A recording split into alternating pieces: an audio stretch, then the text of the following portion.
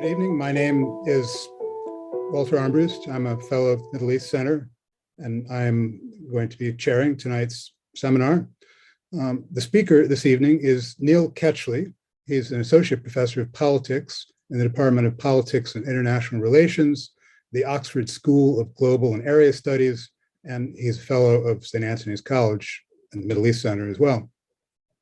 He's a political scientist of the Arabic-speaking Middle East and North Africa, working at the intersections of political sociology and comparative politics. His book, Egypt in a Time of Revolution, which was published by Cambridge University Press in 2017, won the Charles Tilly Distinguished Contribution to Scholarship Award. His current research interests include episodes of mass protests in the Middle East and North Africa, the rise of political Islam in the interwar Egypt, and the changing profiles of regional political elites.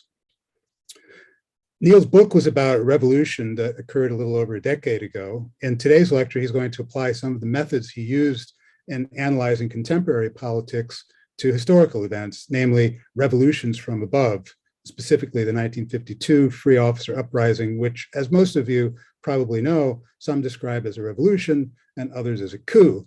And of course, if it was the latter, then it was certainly remembered as a popular coup, hence the blurring of the distinction between coup and revolution, or the exercise of a hegemonic viewpoint, depending on the degree to which you see the free officers seizing of power as a litmus test of politics and historical sensibilities. You've seen the abstract of the talk, so I won't go through it in detail. Suffice to say that the free officers' revolt, or coup, or revolution, whichever term you use, is conventionally understood as a watershed moment. In other words, an event that gets inscribed in memory in before and after terms. But Neil's paper instead conjures with both change and continuity in assessing this important event. The title of his lecture is The Fate of Colonial Elites in Post-Colonial Regimes, Evidence from the 1952 Egyptian Revolution. And for those of you who may not have attended these online events before, if you have questions, use the Q&A button in Zoom to ask your questions. If you want to remain anonymous, say so in the questions you ask. Otherwise, I will read out your name if I ask a question. And so, with no further ado, I will turn things over to Neil Ketchley. Take it away, Neil. Great, thanks very much, Walter, and thanks to everyone who's tuned in. I just looked in the participant list and I can see lots of friends and students. So it's really lovely that you're here. Thank you. Without repeating what Walter said too much, this is part of an ongoing project with my co-author, Gilad Wenig, who's a PhD student at UCLA, who's also here and I think might field some of the more difficult questions during the Q&A. Where we look, it's actually part of a broader project that's still kind of unfolding, if you will, where we look at the kind of causes and the consequences of 1952, where we use the case both because we're substantively interested in what happens in Egypt, but we also think it's a case that can speak to kind of broader questions and debates that are kind of found in political science, political sociology, as it applies to the MENA region and beyond. As I say, it's a work in progress. It's very much a moving target. So any questions and comments, whether over the chat or by email, much appreciated. So this kind of tranche of the project that we're really interested in is trying to think through how 52, and then more broadly, if we can generalize to a broader universe of cases, transforms state and political elites. And here we think that 52 is like a really nice example because it captures some of what we think are the kind of competing logics and tensions around what happens when groups of often junior officers capture the state, as occurred not just obviously in Egypt, but obviously in Iraq, in Libya, Syria and beyond, and where they then find themselves having to run a state for the first time.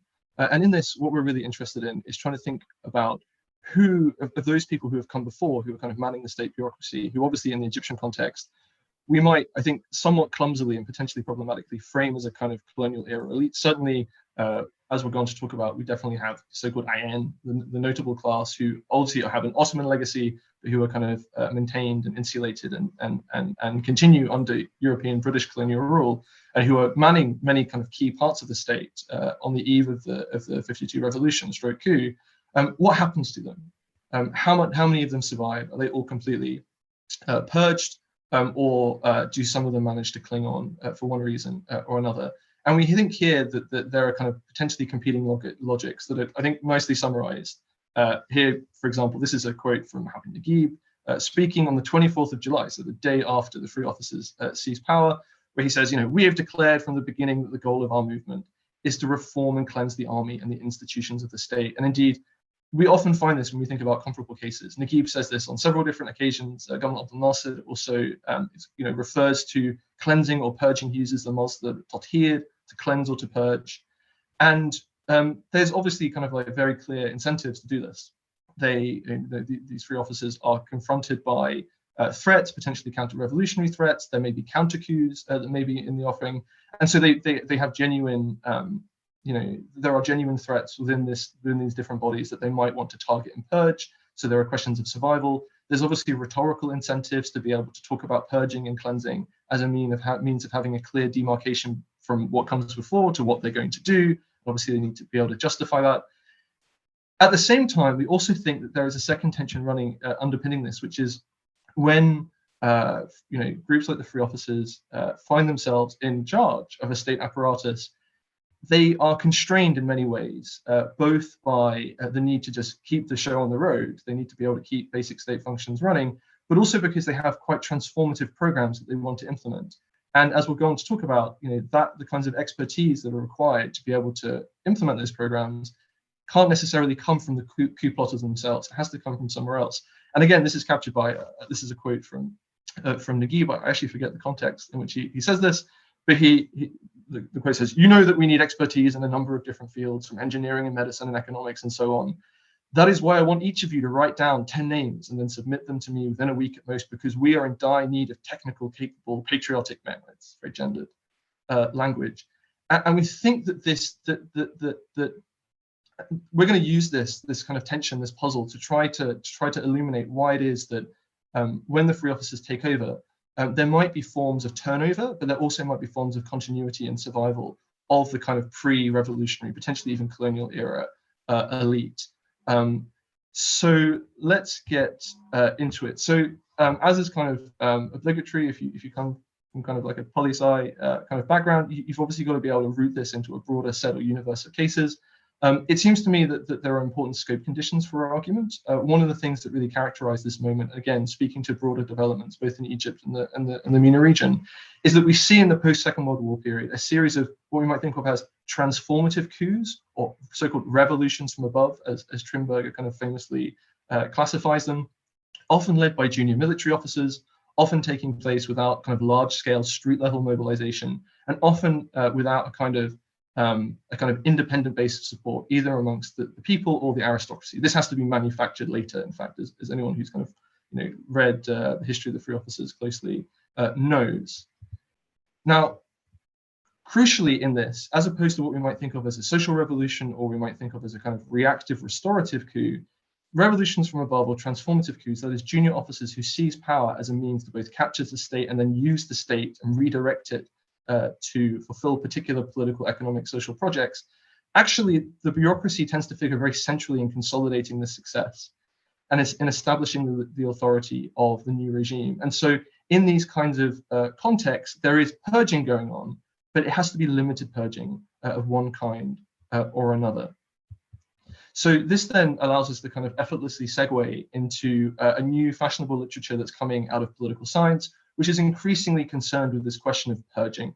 Why is it that elites kind of reconstitute themselves? Why is it that across various discontinuities, across democratic transitions, coups, failed coups, revolutions, and so forth, we tend to see kind of purging processes? And then there's a set of questions around why is it that some individuals may be more or less likely to be purged than others? Saying that, the kind of extant literature, as you see, which is very, very recent, is overwhelmingly concerned with what we might think of as being quite shallow purges. These are kind of limited efforts to kind of decapitate rebellious members of the upper elite, such as ministers or military leaders. And this is obviously necessary in that if you have a failed coup, you don't need to reform the entire state. You can just selectively target who you want to purge, as this is a sufficiently credible signal to be able to get the job done. By contrast, and this is what we're kind of more interested in, we might think of actually there also being potentially deep purges, which are much more structurally transformative and typically occur after revolutions, either from below, that is popular revolutions, or using Trimberger's argot from above. And here, really kind of defining characteristics of these revolutions is this kind of displacement of the state elite, primarily enacted or realized through purging. Tilly talks about this quite a lot. However, and this is where our insight comes, and this is what we want to speak to in our still evolving theoretical edifice that we're developing. These kinds of deep purges, though extensive, have to, by their nature, they can't be indiscriminate. They will target potential threats, people who they see as having potentially, counter-revolutionary potential, but they will look to retain certain types of people, we think, necessarily, because, going back to this point that I talked about earlier, there has to be forms of continuity, and there has to be sources of experience and expertise to be able to implement the kind of revolutionary programs that these people come to power promising to do. So with that kind of awkward throat clearing theoretical justification aside, let's obviously get into the case, on which I'm sure I know from the chat many of you are familiar with, but we'll just rehearse some of the kind of the key who, how, where, and when. We know that on the 23rd of July, 1952, the free officers seized power, and in doing so, publicly commit to purging the army and the state. So this question of the salience of purging is already immediately apparent as part, central to the political project, exemplified by that Naguib quote that I started with. And then after initially coming to power, we see a kind of very parlous, uncertain interregnum, a transitional period where we have brief moments of kind of puppet civilian government before the military formally take over in September, and shortly thereafter, the army announces the appointment of officers to all departments and administrations in the state bureaucracy in an attempt to take control of it and then redeploy it to their own ends. Now, what we think of is that this is kind of a challenge for the free officers in many ways, a bit like Naguib's quote at the beginning, where he says, we're really desperately in need of kind of technical expertise. And that's because that expertise cannot come from the ranks of the free officers themselves. We know, Gilad and I, we have a data set now that we've constructed of all of the free officers, and we're kind of currently populating different biographical characteristics about them, not just their age, but their background, where they come from, where they served, and so forth, and when they go on to serve, which I'll talk a little bit about at the very end. And we know that when we just survey the free officers, the modal rank of the free officers was captain, about 40% of them. These are very young individuals. They're 33 years old. I'm 36. I'm not sure I would know how to run a state. I mean, they're very relative to their own experience. They don't really have any experience of higher education. The Revolutionary Command Council, the real kind of political leadership of the free officers, of its members, only 2 of them have graduated from university. Mohammed Naguib, who's in many ways peripheral actually to day-to-day decision making, and then the only other figure being Khalid Mahyaddin, pictured here. And again, this I think motivates this kind of puzzle that we're thinking about, which is, given the kind of expertise that this group can draw on, this must have implications for who they purge and who they retain within the state bureaucracy. So this is going to be just the general research question that we'll speak to, which is just how did the 52 revolution transform Egypt's state and bureaucratic elite? So to get to this is kind of empirically, you might think, difficult, but we think we've got a really good way of doing it, and that is by exploiting what is, I think, a hitherto unexplored or underutilized source, which is called Who's Who in Egypt. It's also published under several other names.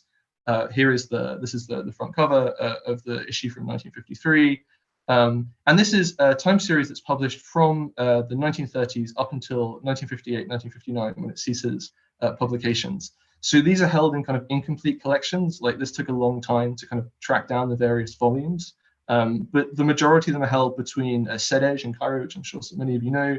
The British Library holds quite a few of them. The University of Wisconsin at Madison, for some reason, has a lot of the time series. So we've basically managed to what we're going to do is we're going to exploit this source to try to give us some kind of time varying insight into who is the elite during this period.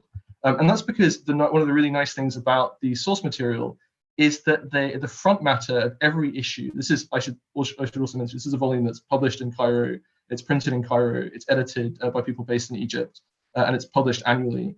And in the front matter of every issue or every volume, there is a seemingly complete list of all ministers and senior bureaucrats in the state at this period. So this is, for example, as you can see, it's a kind of mix between, it's mainly French, for the Ministry of Foreign Affairs. And this is just a zoom in of the kind of detail that we get. We don't just get just the minister and the senior civil servants, but we get the kind of the top echelon of the state bureaucracy. Now, what's really nice about these issues is not only do we have their names and their ranks and their titles, but in the interior of these volumes, which are very thick, by the way, you could kind of use them as a doorstop or to beat a burglar up with, you have disaggregated biographical information about each person. So this is and including people who you would think are actually employed in quite sensitive positions. So this is General Mohammed Imam Ibrahim Bey. We see some information about him. Zoom in on the right-hand side. He's won an award. He's got a royal honor, the Order of the Nile. He's the director of the special department at the Ministry of Interior. Sounds a bit spooky. We have stuff like where he's born. We have his date of birth. We have his education. We even have where he lives. And indeed, in some of the other biographical sketches, we have even more than that. We have who they're married to, which social clubs they belong to. We have quite a lot of quite rich disaggregated information that we can draw on. And in total, it should be noted, we've coded all of these. So from 1939 to 1959, we have information for about 2,500 ministers and senior civil servants in Egypt. And for the project that I'm currently talking about now, we're only using a very thin slice of that data. So this gets us to some graphs, health warning that there are going to be some graphs, where we can start to get into this question of elite survival and turnover. So this is just using this data to just basically plot how long people stay in office post 52. So one of the really nice things about these who's who in Egypt is that the one that's published in 1952 is published in June of 1952. So it's extremely current. It's literally, you've got a snapshot of the state and bureaucratic elite just before the free officers take over. And then what we can do is we can use the subsequent editions to track whether these same people appear in these kind of seemingly complete lists over time. And this is the general distribution. We can see that nearly half of our individuals, they don't survive 1 year. So by 1953, nearly half of them have disappeared.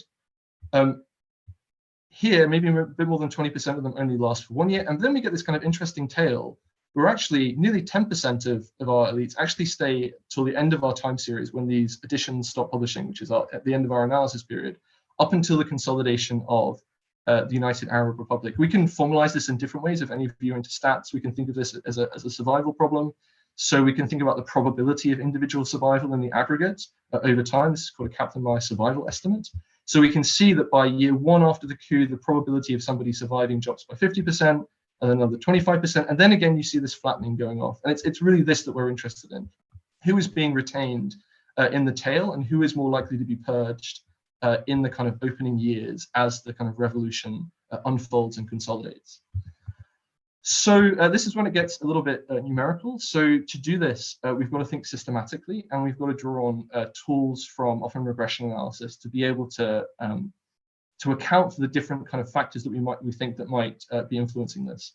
So this is what we're going to do. We're going to have our unit of analysis is going to be an individual. We've got 674 ministers and senior bureaucrats who are in post in just on the eve of the coup in June of 52.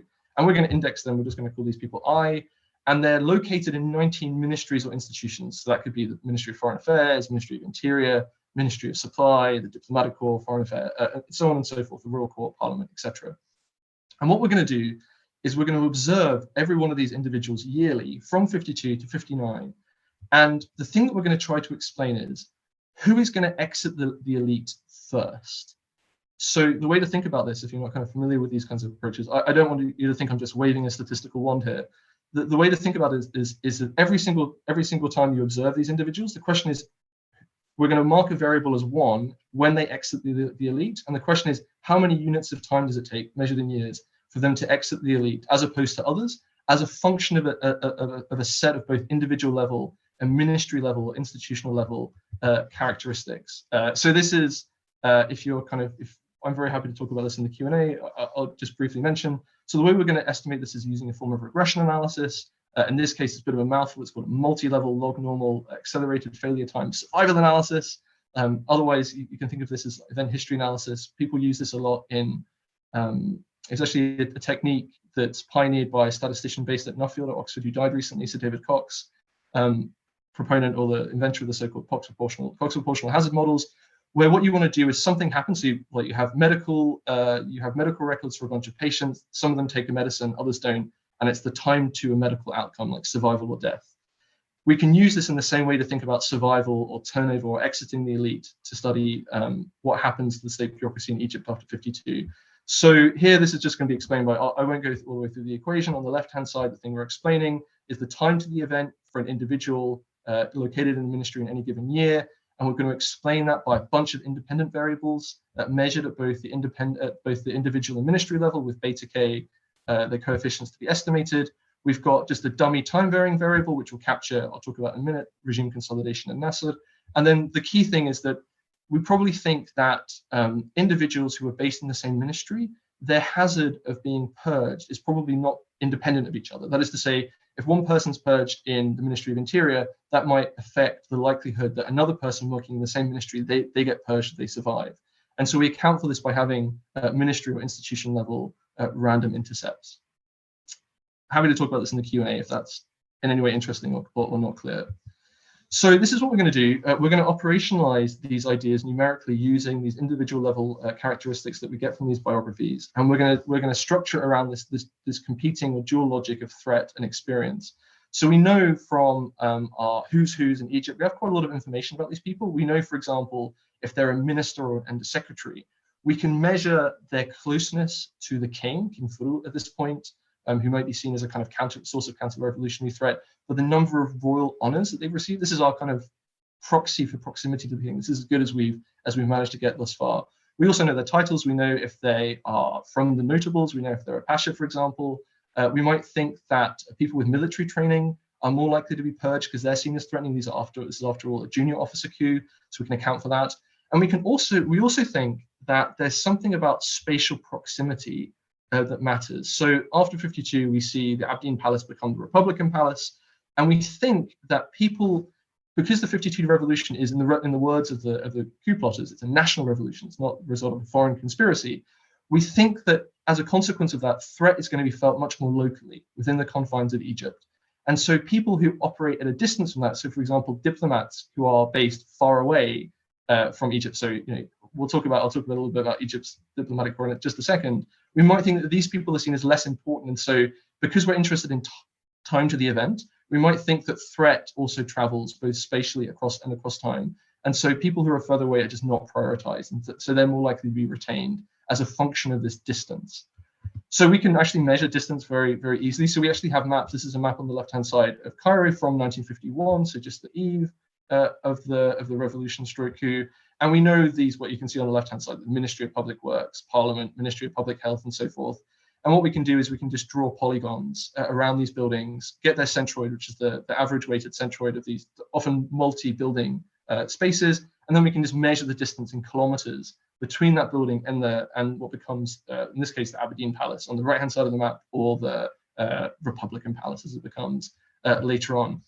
This is actually much more interesting for diplomats. We think that they're probably, because of the political program of the three officers, they're probably going to be a set of prioritizations around who's going to be recalled first, if indeed they are recalled. This is using the source material. We can actually reconstruct the diplomatic presence of the Egyptian state, or the Furu state on the eve of the 52 events. So this is just obviously a chloropleth map colored by the number of diplomats. So we can actually see, interestingly, in just on the eve of the revolution, most Egyptian diplomats are obviously in the United States and Europe. There are actually very few in the Arabic-speaking Middle East, and this changes over time. But for our purposes here, the intuition is that if you're the ambassador to Argentina, you're just not threatening in the same way as a senior official in the Ministry of Interior. And so as a function of this distance, you're just more likely to survive for longer. And then we also have some measures for this kind of competing set of hypotheses related to experience, this idea that actually the free officers, they do need to keep some people around to be able to get the job done. So we measure that in two principal ways. The first one is just the amount of time that people have spent in their position. Our data starts in 1939, so we're just going to measure the amount of years that a person has held that position since 39, with the expectation being that controlling for or net of all these other factors, if you're not a senior official or a minister or an undersecretary and you've been in your job for a long time, that might be quite a desirable person to keep around. Equally, we know qualitatively from the case details that there's a real desperate need for technical expertise. And so we might think that people with terminal university degrees are just seen as more desirable, they're more important, and so they're also more likely to be kept around. So the implication of this is that for threat, these independent variables, their coefficients should be, in this case, positively signed. They should be more likely to lead to somebody exiting the elite, and contrariwise, these variables should be negatively signed, that they should mean that you can survive for longer, effectively. And this is a selection on observables design. I'm happy to think through if there's a better, cuter causal inference approach that you can think of. But so we have to control for potential confounding stuff. And we get that from the case. We know, for example, that in 52, 53, a kind of sop to the Muslim Brothers is that they allow, they appoint a Muslim brother to Wazat al-Awqaf, the Ministry of Endowments, and that there's a kind of, the brothers are allowed to kind of like take over some perhaps religiously inflected roles in the state. So those individuals who are in power before 52, they may be more or less vulnerable. We also think that when Nasser takes power in 54, this represents a moment of regime consolidation, which could go one of either two ways. It could be either that this then elicits a further round of purging, or as we think is really the case, you know, Nasser's effectively being in control since the three officers take power, and so this might actually lead to regime consolidation, and so coups, purging will tail off. And then finally, it's self-evident that in larger ministries, there's just going to be naturally more turnover. And so people in those ministries are just, there's going to be a ministry level effect as a consequence of that. We do have even more populated models that I won't go on to talk about, where we control for things like age, because we might think that older people are just more likely to retire or suffer health and then die naturally and leave the data set that way. There are some gender dimensions. There are a handful of women in these positions during this period. We know their religion that we code from their names. We know the membership of things like social clubs. We test additional models, including these. They don't do anything. They're not very important, but it's just worth flagging that we're trying to think through controlling out any potential confounders. So these are the results. Hopefully, some of you at least have seen what a COEF plot looks like before. The way to understand this is this. Again, this is a regression model. So these are our independent variables on the left-hand side. These little dots, these are the estimated effects. In this case, the dots are exponentiated into what's called a survival time ratio, or the median time that you would expect somebody to survive given this characteristics. In this case, if you're a senior official, and these are located on the 95% confidence interval. So the intuition here, when we think about statistical significance, we're often talking about, is an association distinguishable from zero, for example? If it's not, then the tail, these 95% confidence intervals, will cross the red line, here marked as 1. And so we would say this is not statistically significant. That is to say, it's not distinguishable from 0. And the way to interpret this is, if these are effectively, if you're a senior official and these are survival times, that means that senior officials are on average 22% less likely to survive. They have the median time of their survival is 22% less compared to someone who's not a senior official, after adjusting for all these other factors. So I'll go through them, hopefully not too quickly. Basically, in summary, we do find like pretty strong evidence for this idea that there's this tension between threats and experience, leading to patterning individual outcomes. So we can see that if you're a senior official, it reduces your median survival time by about 22%. People with more royal honors, that is to say they've received more baubles and awards from the king, which we're using as a measure of proximity to the king, they're also more likely their survival time is also significantly and substantively reduced. These are continuous variables, so I'll show you some plots that make a little bit more sense of this in a minute. Actually, being a kind of ostensibly, a notable is actually, it's negative. It reduces your survival time, but it's not statistically significant. And that's when we look at this, when we decompose the models a little bit and we populate the variables in different orders, it's because this is also highly correlated with just being a more senior official and being more connected to the king. Interestingly, military officers, we know that they're purging the army, but in the state, those with a kind of military training, they look like their survival time is negatively impacted, but again, not statistically significant from 0. We do find support for this idea that those people who are distant from power as it's playing out in Cairo, that as you increase distance, actually your survival time increases. And I'll unpack this a little bit more in a second. Equally, those people who have more experience are more likely to survive. Their survival time is increased. And those people with a terminal university degree, this is a binary variable, their survival, their median survival time is about nearly 20% greater than those without a terminal university degree, again, adjusting for all these other factors. I won't go through the controls. They behave broadly as we might expect, although it's not distinguishable from zero. So we can start to give a little bit more flesh and understand what these kind of relationships look like. Again, for our continuous variables, like if we think about years of experience pre-coup or takeover, this can be measured as, some people have 1 year, some people have 5 years, some people have 10 years, some people have 15 years. So it's a continuous variable, and we want to know how different values of that X variable impact the outcome of interest. In this case, on the Y-axis, this is the survival time as a percentage, and then obviously on the X-axis, this is the time varying change.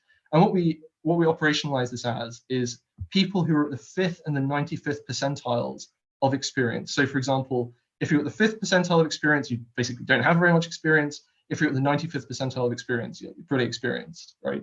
And what we see is that if we compare the two survival curves of these two different characteristics, we can see that those people with more experience, on average, in a given unit time, their survival is about 10 to 15% better. So it's important. Equally, exactly the same logic applies to royal honors. The difference between people who have more or less royal honors, it's not as substantive, but still it's still present. It's maybe about 7 or 8%. If the more royal honors you have, the closer you are to the king, your survival time reduces by 7 or 8% in any given unit of time. It then narrows as we get to the end of our analysis period, because most of those people have been purged, basically. And then finally, this question of distance. Those people who are, again, at the 5th percentile, that is to say people who are very spatially proximate to the Republican Palace in their day-to-day working lives, versus people who are quite far away. Those people who are much further away, they're much more likely to survive. And again, in the kind of qualitative details, and I'm happy to talk about this in the Q&A, it really is the case. The diplomatic corps is broadly retained, with some exceptions. And there are interesting exceptions to that that fulfill the broader patterns. So for example, the Egyptian ambassador to the UK, the Egyptian ambassador to Italy, both people who are known to be very, very close to the king, they're both purged. But then generally the average tendency is that people who are in the diplomatic corps are retained. So this is the last graph, I promise. And this gets at this idea. So in our modeling strategy, we're trying to think about variance, or the thing that explains the outcome, that is how long it takes for you to get purged, as operating on two fundamental different levels. You can have individual level characteristics, like are you a senior official or not, or you can have the place where you work. You might think that the place that regardless of who you are and your experience, some places, just your association with them, there's going to be like what we might think of as a residual institutional effect on being purged. Indeed, we do find evidence of that. So this here, what we're doing technically is we're plotting the random intercepts from our models.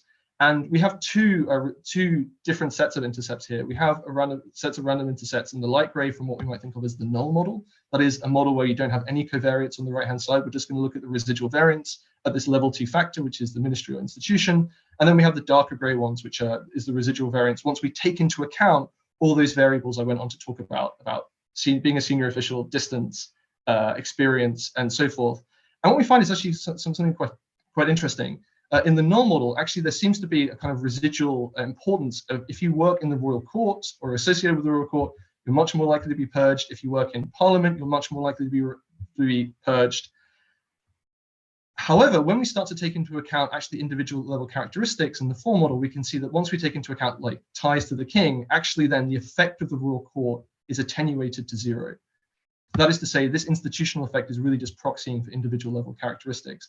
Parliament, however, if you have any kind of connection with Parliament, net of whatever your background is, you're just much more likely to be purged. I think if anyone knows the case details of Egypt in 52, that makes complete sense.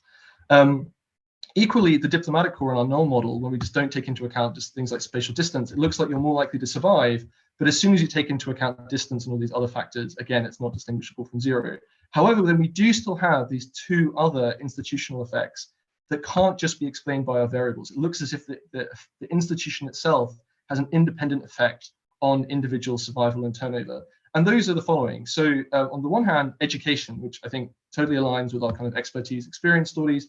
If you work in the Ministry of Education, and this also includes the leadership of like universities, you're not going to get purged. You're much more likely to be retained. There seems to be some kind of protective halo of being associated with these institutions that means that you're more likely to stick around. And at the same time, foreign affairs, something that I had not picked up from case readings, that the Ministry of Foreign Affairs, again, is broadly retained intact. And you could probably tell a kind of post hoc story about why that is, because there is forms of knowledge of expertise about different parts of the world, whether that's language or experience, that the free officers just do not have. And so they keep these people around. Although we know again as well from the case details that the Ministry of Foreign Affairs, when it comes to really important diplomatic issues, they're basically sidelined. And then you have personal emissaries, so Haeckel, for example, who the free officers use to kind of conduct business. So here's the rushed conclusion discussion. We actually find that these competing logics of threat and expertise, we do think that they powerfully pattern the survival of colonial era state elites in a post-colonial period when you have this kind of revolution from above. Individuals connected to Egypt's deposed monarchs and very senior officials were just much more likely to be purged. Also, people who are attached to those particular institutions, experienced officials, on the other hand, and those with advanced university degrees were retained, or their survival time was just much greater. They were kept around for longer. And again, we have these kind of residual workplace effects that suggest that some institutions were just seen as too important, like the Ministry of Education, or too threatening, like the Parliament. And there were these kind of institutional effects that we can also statistically detect. Now, here's my kind of defensive further point, just anticipating some questions. This is ongoing, so we've got two big unresolved questions that we want to attend to that we just haven't had time to yet. One is that for those people who were retained, we can trace their careers. We can know if they stay in the same ministry or not. We can tell you if they're promoted or not. We're quite interested in the career trajectories of those pre-52 elites who keep their positions. We don't have strong expectations about that. It's kind of an open empirical question.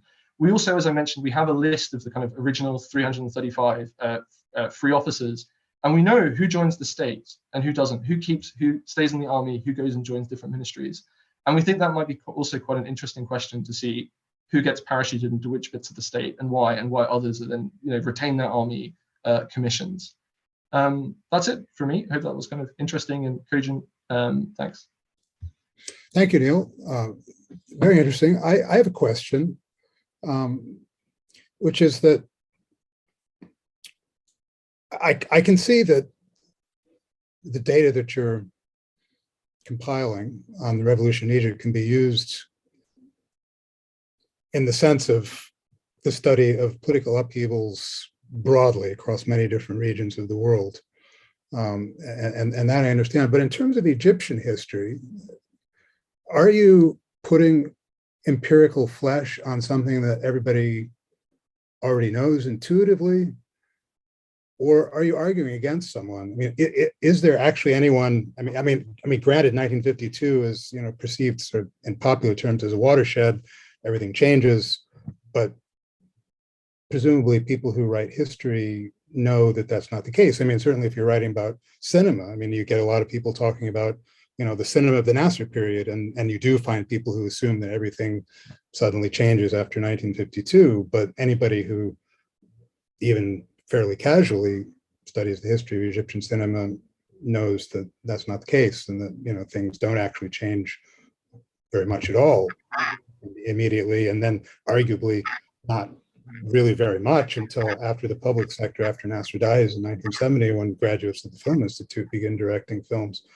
And so I guess the basic question is, are you arguing against somebody in terms of Egyptian history? Yeah, that feels like a very damning comment on my career to date, which is I just show things that people already know, or they think they know.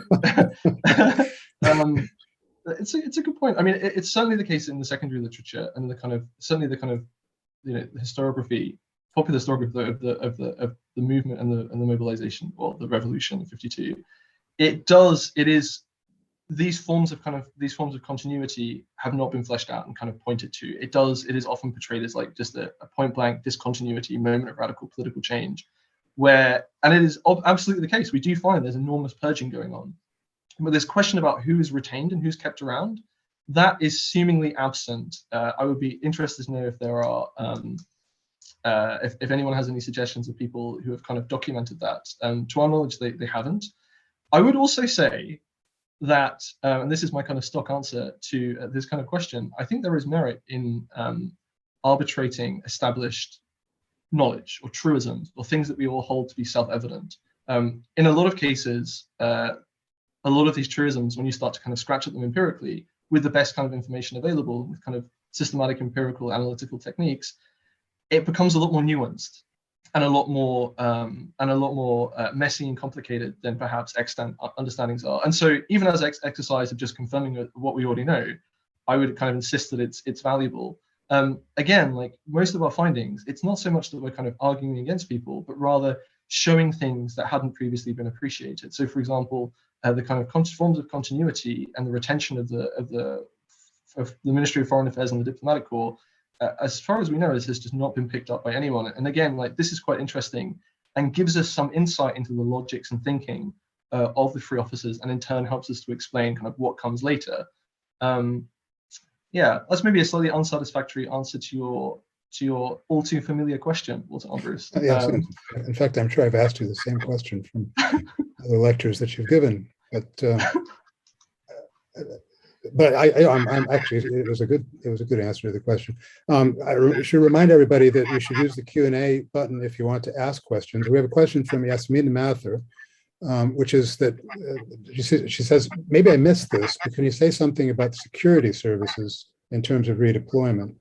Yeah, so for what we're looking at in the ambit of our study, and just in terms of the information that we have available to us, the kind of coercive arms of the state that we can empirically observe is the Ministry of the War and the Navy, as it's called at this point, and then also what is formally called the Ministry of Interior, Wizard al-Dakhliya. In those cases, it seems to be that there isn't so much of an institutional effect going on. I mean, I could re-show you the slides where I show this, or where we find this. It seems that these certainly as it applies to the Ministry of Interior, this is broadly cleared out, and this is being pretty well explained by the fact that the people who are leading the ministry at this point fulfill all the characteristics that we think would be seen as like a source of counter-revolutionary threat. These are people who may have some military training. They've got maybe not so much experience. There aren't very many of them because these are quite small ministries, often as a consequence of colonial policy or British, or the residue of British colonial policy, and the people who are staffing it often quite close to the king, for example. So these would all be people that we would say it's not the fact that they work in the Ministry of Interior that's explaining this. It's just actually their individual level characteristics. What we were surprised to find, I hesitate to say this, but if you read the abstract of the talk, we did actually find that people with military training were more likely to be purged. However, this turns out to be quite sensitive to how you model it statistically, and it behaves. I mean, depending on the kind of analytical choices that you make, it does seem to be that people with for example, military training are perceived as being especially threatening. However, this could be an artifact of the kind of how we decide to kind of statistically estimate these associations. So take it with a pinch of salt, but this is kind of a factor that kind of drops in and out of importance depending on, as I say, these kind of analytical choices. Sorry, I can't give you more than that. We have a question from an anonymous attendee, which says, thank you very much for your wonderful sharing of your data and analysis. I want to ask if free officers were assimilated into elite culture of the former dynasty as the people who were running the state, or is it more that those old elites were incorporated into the new military culture? That's a good question. I'm going to bring in my co-author here, Gilad, who has otherwise been free riding on my activities thus far, who may have something interesting and insightful to say about that, because I nothing immediately jumps to mind. Gilad. Sure, happy to. I mean, I think it's an interesting question. It's something we have to give a little bit of more thought to. I think that we have to be precise when we talk about which elites are being incorporated or reincorporated back into the state, and which military elites are actually leaving uniform to go serve in other arms of the state. And I think that once we can start to empirically answer those questions, we might have a better sense of kind of which way the arrow points. So is it kind of former elites being socialized or incorporated into a new culture, or is it that the new military elite itself is being incorporated into this kind of historically statist culture that existed under the prior regime. So I think it's a question that we still have to answer, but it's a good one. Okay, I have another question. This one's from Marilyn Booth. And she says, thanks, Neil. This is fascinating. And having myself worked a bit in the 19th century equivalents to those Who's Who volumes, it's interesting to see the level of detail. But I'm wondering about what isn't in those sources and how that might matter. For instance, I wonder if some senior bureaucrats moved laterally back to the Izba for a while or into a company and might have remained an important part of this elite, still connected in, but not so visible in these sources. And also, I wonder about family. I wouldn't be surprised if who was married to whom still counted in revolutionary Egypt. Yeah, these are very astute questions. In kind of so the questions are both importantly substantive as it relates to the case, but also kind of very insightful as opposed to the kind of like statistical kinds of strategies that we're undertaking here, which are necessarily quite sensitive to what you might think of as an omitted variable, so-called omitted variable bias, where some portion of our effect could actually be capturing something that we're not taking into account in the model. And so the associations that we're finding are potentially spurious. We are, all of the points that you've raised, we've thought about. So as it relates to family, we have thought about trying to capture some kind of measure about, are these people connected to each other in some kind of way that we're not currently observing? In the analysis, we can observe, like, do they just work in the same place together? We are kind of capturing that residual variance. But of course, it could be that you could be straddling lots of different ministries or institutions. We do have this variable. We know which social clubs they belong to. These Who's Who, they're kind of remarkably candid and contain a remarkable amount of detail about some of these people's personal lives, including like their home address, their telephone number, but also importantly, which social clubs they belong to. And our assumption being is that there could be forms of kinship or other kinds of unobserved social networks connecting these people that we're not currently taking into account. So what we can basically do is we can construct a measure, which is, do people that, I mean, there's several of them. One of them is like, just how many social clubs do you belong to? That, and the implication being the more social clubs you belong to, just the more connections that you might have. Another one, and when we take that into account, it doesn't change anything. The other one, which we haven't taken into account yet, because it kind of problematizes our analysis in maybe ways that we haven't fully thought through, which is, as soon as you start talking about people being connected, that means that they're not necessarily independent from each other. And that actually, again, poses some difficult questions for the way that we're currently analyzing things. It is possible to say, for example, that if somebody survives and they belong to a certain social club, does that mean that someone who also belongs to that club is also more likely to survive in a given year, for example? We can take that into account, but I haven't thought of a clever way of doing it yet. Otherwise, in terms of like, again, like just looping back to questions like marriage, one of the problems that we face is that the biographical sketches are quite inconsistent in how much information they report. And some people don't have these biographical sketches at all. And so what we have to do is we have to use a statistical technique called multiple imputation, where we simulate the missing value using other characteristics that we do know about this person that we think also predicts the value. We can do that and try to recover this missing information, although it's not ideal, but it's still the kind of the gold standard about how we should be going about that. And it ought to say, like, there are some statistical workarounds. We're currently thinking about this issue, but I don't have a complete answer to it. This question about people can get purged, they can leave the state elite and then go back to their Izba or their whatever, and then lay low for a couple of years and then like move back to Cairo and retain their influence. That is absolutely possible. Like, absolutely. Like, our definition of the elite here is necessarily quite thin. So it's about the direct exercise of political power as you are kind of ensconced in office. It could well be that these people, they don't just kind of disappear into the ether or evaporate. They're still behind the scenes, they're still influential in one or another, and we can't account for that. So there could be other forms of continuity that we're not taking into account. And that's an interesting question. And as of 5:52 on the 28th of January, I don't have a kind of a clever way of getting at it. But it's definitely relevant. I suspect this might be something where we just have to hold our hands up and say, this is obviously plausible and this is kind of worthy of further empirical research, because we've looked at these sources quite exhaustively, I'm not sure it's something that we can recover What I would say that does speak to your question, when people exit the elite, with with kind of vanishingly few exceptions, once they exit the elite, they never come back.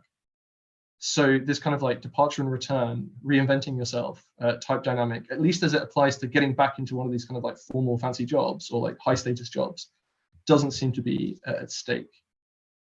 Okay, I actually have another question that I want to ask, which is that you must have not been able to avoid thinking about 2011 when you were doing this paper, because in 2011 there was all kinds of desire to purge. But one thing about 2011 was that the fall of the regime wasn't actually a uniform thing. There were some parts of the government that arguably never fell and that always remained in the hand. I mean, certainly the security services were never in the hands of revolutionary forces and the military, and the foreign ministry, for example. And so from the data that you looked at, have you seen any evidence that the fall of the regime was actually incomplete and was only consolidated over time?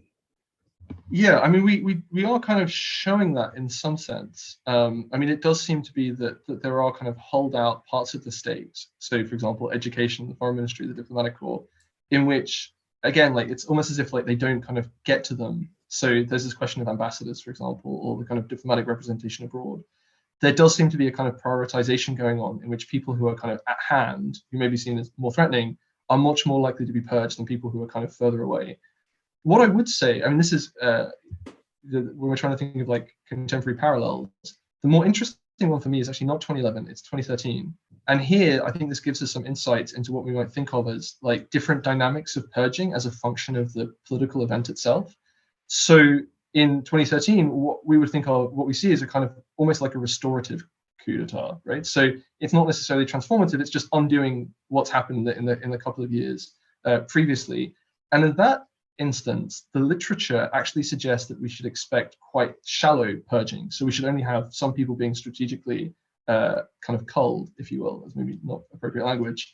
But in fact, actually what we see is actually, I think that the kind of elliptical return to authoritarianism in 2013 really sees parts of the state being hollowed out and new people being brought in. And that's an interesting question for the literature, for political scientists, because I wonder whether these dynamics of like deep transformative purges versus shallow purges, I wonder whether the shallowness of the purging that they're claiming is actually reflecting the shallowness of their data, which is that they tend to just empirically focus at an even narrower slice of the state. I can see a question from Mohammed Diat, who it's lovely to see. Just about to ask you that. I want to say it's a technical question, which I don't understand. But hopefully you do. I'm here for the technical questions. Mohammed Diat, lovely to see you, or at least read your writing. Let me read the question so that everybody else knows what question you're addressing. The question is, in your statistical analysis, did you preserve the common assumption of independence and identical distribution? That's the question. Yeah, ID.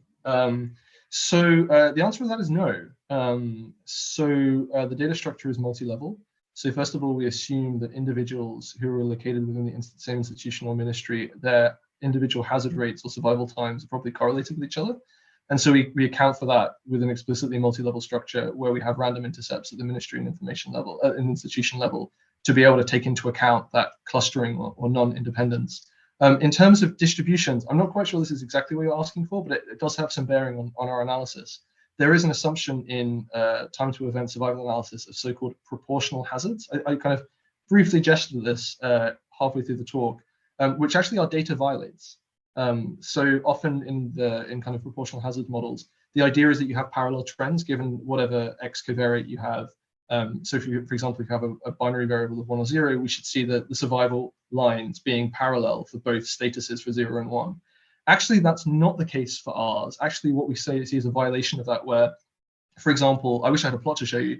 At the beginning of our time series, being a senior official, for example, the hazard of being a senior official, the hazard of purging is much greater than towards the end of the time series. So the significance or the salience of these covariates changes over time. So to address this, we use an accelerated failure time model, which is something that I had to learn about relatively recently because I found out that these assumptions were being violated. And indeed, we implement that, and they are substantively similar to our main results, with one exception, with the exception of military officers that I referred to in previous answers. This is the one that's actually very sensitive to the kind of distributional assumptions behind our models. If you assume proportional hazards, actually military officers do become having military training is quite an important predictor of purging, as is a kind of institutional effect of being associated with or working in the Ministry of War and the Navy. If you don't, and you implement what I think is probably a more defensible approaches, which is what we're doing now, that finding becomes indistinguishable from zero, suggesting that actually the result itself is actually a factor of these non-proportional hazards, as opposed to it being substantively important whether you have military training or not. Hopefully that's clear and cogent. There's a question also this is the one question which I haven't asked yet, which is from Brody McDonald, saying, thanks very much for the presentation. Do you theorize that the relatively reduced purging for foreign affairs is explained by the need for their knowledge of languages and international countries, the distance from the palace, or perhaps both? So that is kind of the answer that I would give. That is our post hoc explanation. This is where actually we're getting into case study research. So this is where we're trying to find confirmatory evidence for this. And here you could think about a distribution of different types of evidence. What we really want is a kind of smoking gun where Khalid Mohyeddin or Gamal Abdel Nasser says, we need to keep these guys, we need to keep the diplomats around because we don't speak Spanish or we don't know anything about Indonesia. We're currently kind of thinking about ways of looking for this, but these are our intuitions. It would certainly neatly and potentially quite conveniently align with the other findings and explanations that we have. Yeah. Okay, well, and then I have one last question, since there aren't any more in the Q&A, but I'll ask one more, which is that one of the truisms or stereotypes about 1952 that one often hears from people who objected to the revolution, who thought it was a terrible thing and it ruined the country, was that putting all of these relatively ignorant, boorish military officers in charge of the government resulted in disaster. And of course, you're suggesting that there was actually quite a bit of institutional continuity. But do you have a systematic way of assessing, the relative success and failure of relatively untrained directors being put into government? So that's a great question. I don't have a good answer to it. I would caveat very briefly, and this is something that I find happens a lot in this kind of like revisiting history type work that I seem to do all too often, which is that as soon as we find something that slightly contradicts a kind of received wisdom, we might endow it with a bit too much emphasis and importance. While there is forms of continuity, the modal person is purged. So there's enormous turnover as well, which is just worth underlining here. It is interesting, we think that still some people are retained, but actually the modal person, if you are in office in 52 on the eve of the coup, your future of earning a salary from one of these jobs is not looking good. Like you probably are going to get purged. So the continuity is kind of at the margins, and then we're trying to explain why it is that some people manage to survive as opposed to others. In terms of like this question of like, where do the free officers parachute in their people, and then what are the effects of having these people on institutional performance, is we would love to be able to answer that. It's just a question of like, how do you measure the performance of these institutions that then really get taken over by free officers, as opposed to institutions where there's forms of like pre-52 continuity? I don't have a good answer to it. It's a great question. If you can think of a way of measuring that in the kind of numerical, systematic way that like seemingly I'm obsessed with and Gilad is obsessed with, go for it. Because at the moment we're kind of stumped on that question, but I think it's salient because there is potentially interesting variation there, right? It's like, how do the free officers, when they actually really have to do the day-to-day list management of a given ministry or institution, how do they perform compared to the people who have been doing it for a while and have some expertise? Intuition says not as well, but it's an open empirical question that I can only hand wave at this point. Well, unfortunately, numerical and systematic is not me, but hopefully somebody else will come along who can do that. Neil, thank you very much for an excellent talk, which I hope is the first of many. And on behalf of your colleagues, I thank you very much, and I'm sure all of your participants are saying the same thing to themselves. Thanks, Walter. Thanks, everyone, for coming. Yep. Okay.